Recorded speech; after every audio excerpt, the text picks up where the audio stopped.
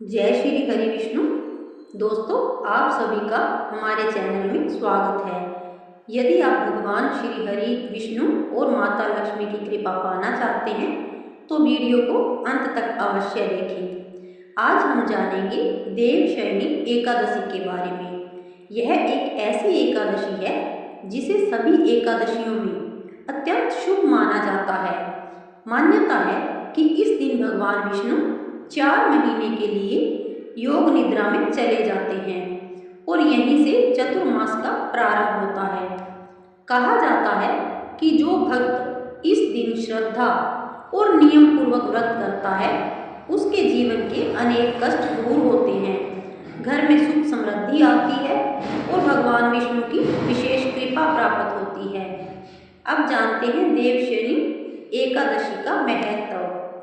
पुराणों के अनुसार आषाढ़ शुक्ल पक्ष की एकादशी को भगवान विष्णु क्षीर सागर में शेषनाग की सैया पर योग निद्रा धारण करते हैं, इसलिए इसे देवशयनी, हरिशयनी और पद्मा एकादशी भी कहा जाता है।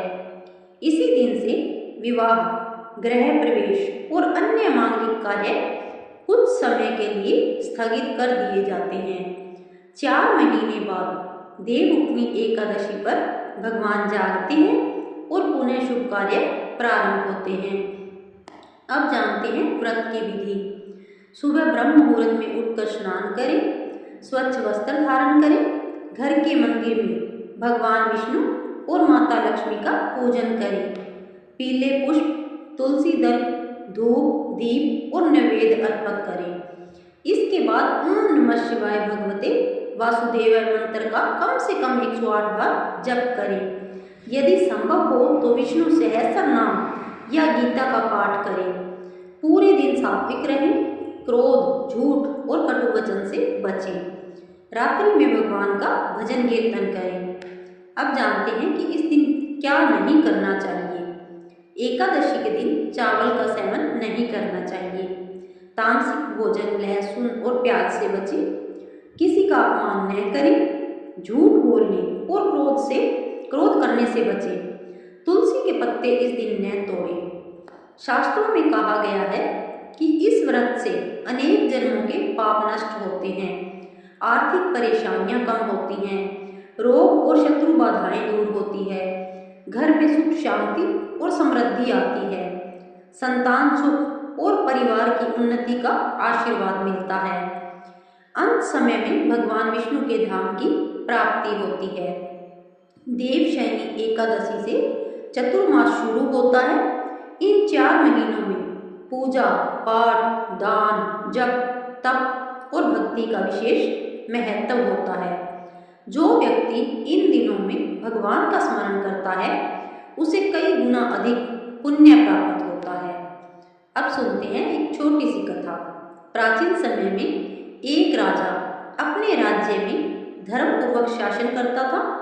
उसके राज्य में सभी लोग एकादशी का व्रत रखते थे। एक बार भगवान विष्णु ने उसकी परीक्षा लेने का निश्चय किया। उन्होंने एक सुंदर कन्या का रूप धारण किया। राजा उसके सौंदर्य से प्रभावित हुआ। कन्या ने विवाह के लिए एक शर्त रखी कि राजा को उसकी हर बात माननी होगी। कुछ समय बाद देवशयनी एकादशी आई। पूरे राज्य में व्रत रखा गया, लेकिन कन्या ने राजा से कहा कि आज व्रत मत करो और अन्न ग्रहण करो। राजा धर्म संकट में पड़ गया। एक और पत्नी की बात थी, दूसरी ओर भगवान का व्रत। राजा ने अंत में भगवान विष्णु पर विश्वास रखा और व्रत नहीं छोड़ा। उसी क्षण कन्या अपने वास्तविक दिव्य स्वरूप में प्रकट हुई। भगवान विष्णु ने कहा, हे राजन, तुमने धर्म की रक्षा की है, इसलिए तुम्हारे सभी कष्ट समाप्त होंगे और तुम्हें मोक्ष प्राप्त होगा। इस कथा से हमें शिक्षा मिलती है कि चाहे कैसी भी परिस्थिति हो, भगवान पर विश्वास और धर्म का मार्ग कभी नहीं छोड़ना चाहिए।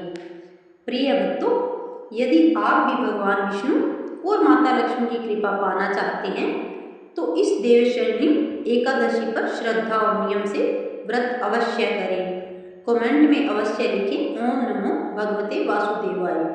भगवान श्री हरि आपकी सभी मनोकामनाएं पूर्ण करें। आपके परिवार में सुख शांति और समृद्धि बनी रहे। अगर आप लोगों को वीडियो पसंद आई हो तो वीडियो को लाइक करें, ज़्यादा से ज़्यादा शेयर करें, चैनल को सब्सक्राइब करें और मिलते हैं अगली एक नई जानकारी, एक धार्मिक वीडियो के साथ।